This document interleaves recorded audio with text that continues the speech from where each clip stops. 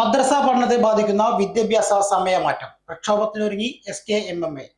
ജില്ലാ കമ്മിറ്റി ഭാരവാഹികൾ പാലക്കാട് വാർത്താ സമ്മേളനത്തിലാണ് സമര പ്രഖ്യാപനം നടത്തിയത്.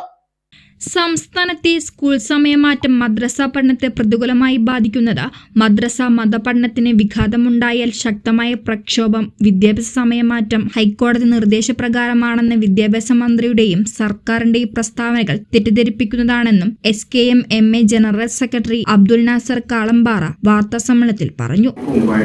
ജില്ലാ സംഗമങ്ങൾ ചേർന്നുകൊണ്ട് അതിന്റെ സമര പ്രഖ്യാപനം നടത്താൻ വേണ്ടിയിട്ട് സ്റ്റേറ്റ് കമ്മിറ്റി നിർദ്ദേശിച്ചിട്ടുണ്ട്.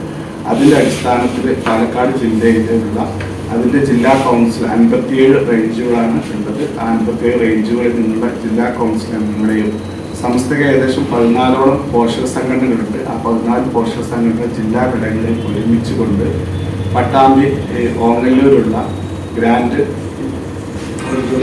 ഇവന്റ് ഓഡിറ്റോറിയത്തിൽ വെച്ച് അടുത്ത ചൊവ്വാഴ്ച 22-ാം തീയതി നടക്കുകയാണ്.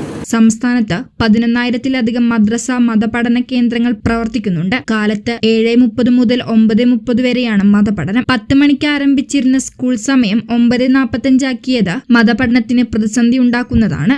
220 പ്രവൃത്തി ദിവസം അല്ലെങ്കിൽ 11,000 മണിക്കൂർ ക്ലാസ് എന്നതാണ് ഹൈക്കോടതി നിർദ്ദേശം. ഹൈക്കോടതി നിർദ്ദേശം നടപ്പിലാക്കാൻ മറ്റു മാർഗങ്ങൾ സ്വീകരിക്കാമെന്നിരിക്കെ മതപഠനത്തിന് സമയനഷ്ടമുണ്ടാക്കുന്നത് അംഗീകരിക്കാനാവില്ല.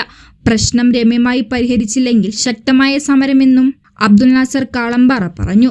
SKMMA സമരസമിതി chairman PM Yusuf, treasurer Riyas Mangalassery Pathiripala, Thoufeeq PK തുടങ്ങിയവർ വാർത്താ സമ്മേളനത്തിൽ പങ്കെടുത്ത് സംസാരിച്ചു.